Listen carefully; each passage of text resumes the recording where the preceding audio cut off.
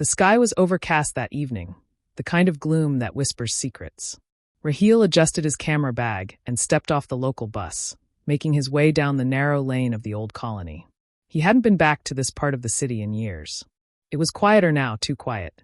He was there to help a friend set up a photography studio in his inherited ancestral home. But that house had a history. Everyone said so. And it all began with one room no one wanted to talk about, the washroom behind the courtyard. "Don't go near that side after sunset," the old caretaker had muttered while giving him the keys, his eyes darting nervously. Raheel had laughed it off, brushing away the tension with city boy arrogance. But the moment he stepped through the rusted gate, a shiver ran up his spine. Inside, dust clung to everything like a curse. The walls, though aged, stood firm. Photographs of strangers stared at him from cracked frames. And then there was that washroom door, shut tight. Not locked. Just not meant to be opened. Still, Raheel was practical. He unpacked, dusted off an old armchair, and got to work. Hours passed as he rearranged lights, checked his equipment, and made notes for the setup. Evening turned to night. The wind howled. Something creaked. He ignored it. Then, a faint whisper, ***. He froze. The sound had come from the direction of the washroom. Probably the pipes, he whispered to himself. But the second whisper was not the pipes. It was a voice. Soft. Feminine. Choked with fear. "Help me." Raheel shot up from his chair.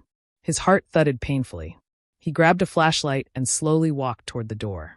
The hallway leading to the washroom felt longer than it had earlier. Shadows clung to the corners like wet cloth.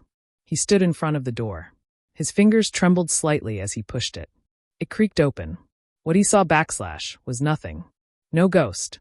No figure. No signs of life. Just an old, worn-down washroom with a broken mirror and a small window cracked open. He let out a breath. "I'm really losing it." But as he turned to leave, the mirror flickered. For just a second, he saw her. A woman. Late 40s. Wet hair clinging to her cheeks. Wearing a deep maroon sari. Eyes full of sorrow, and something else, terror. Raheel spun around, flashlight pointed directly at the mirror. Gone. He backed away and shut the door. Locked it this time. Later that night, he called his friend Imran, who had inherited the house. "Bro, there's something wrong with that washroom," Raheel said, trying to sound casual. "You went near it?" Imran's voice sharpened instantly. "I told you to stay away." "Why?" "Who was that woman in the mirror?" Silence. Then Imran whispered, "You saw her?" Raheel swallowed. "Yes." "Who is she?" "They called her Rubina, Aunty. She used to live in that house years before we bought it. Alone. Mysterious. No family. No one knew her past. One day she vanished. People say she was last seen entering that washroom, and never came out." Raheel's skin crawled. "So why is she still there?" "That's what nobody knows. But whoever sees her, things change for them." Raheel laughed nervously. "Change how?" Imran was quiet for a moment, then said in a tone Raheel didn't recognize, "You'll find out." That night, sleep refused to come. Every creak, every gust of wind set his nerves on edge. And then, at exactly 3:07 a.m., the tap in the washroom turned on. Not dripping, running. Raheel stood frozen in bed. He stared at the closed washroom door. A shadow moved under the gap. He held his breath. Then footsteps. Soft. Wet. Bare. They stopped, right outside his door. And then, a knock, To be continued. Raheel sat frozen on the bed, his breath shallow, pulse roaring in his ears. The knock on the door echoed like thunder in the silence of the room. Another knock followed, slower, softer, almost pleading. He clenched the bedsheet in his fists and finally called out, "Who's there?" No answer. Only the sound of water still running from the washroom tap.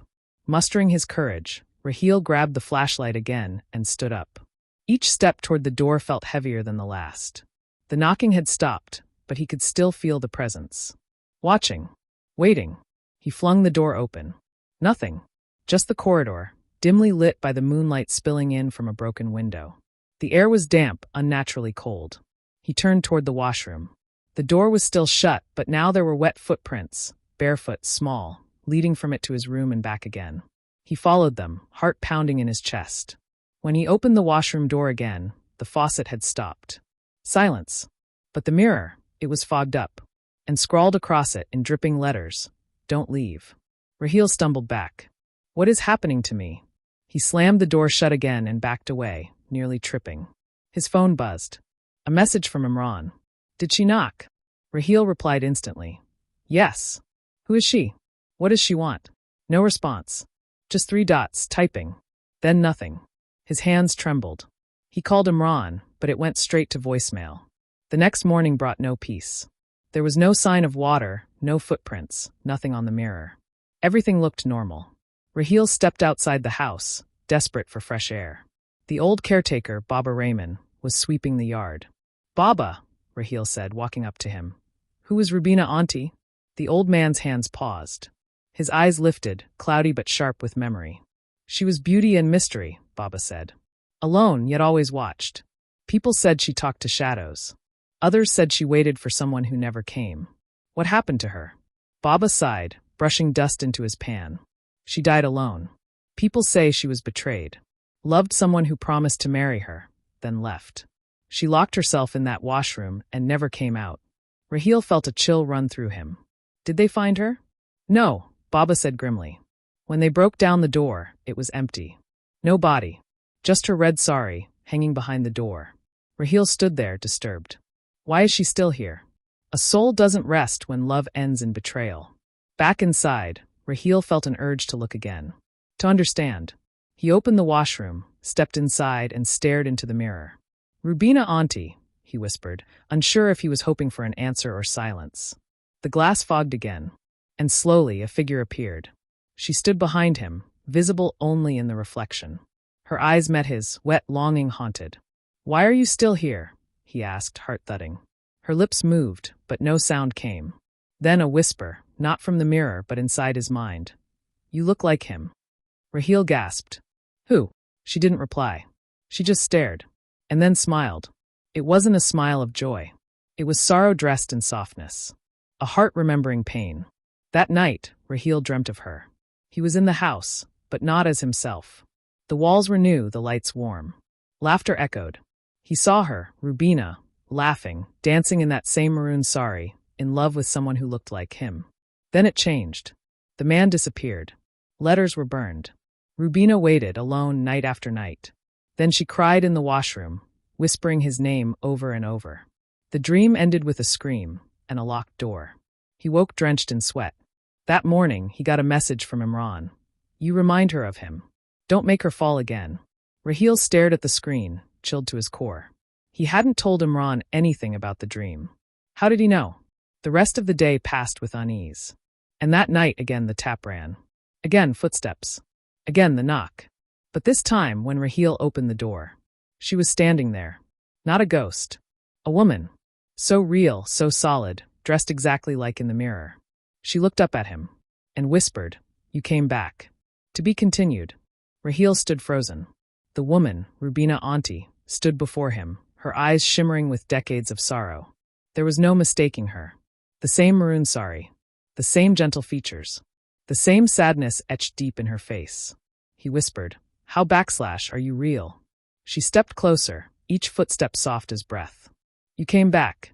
You look like him. You feel like him. But you're not him. Raheel's voice was dry. Who was he?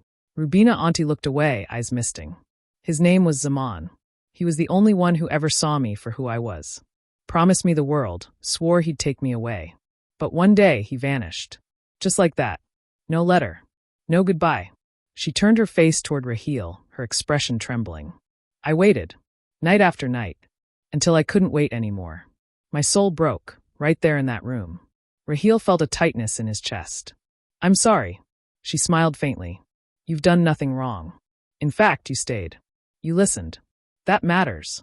She raised her hand toward the mirror. All these years, I was trapped in memory. I became a whisper, an echo in my own home. I waited not for Zaman, but for peace. For someone to acknowledge me.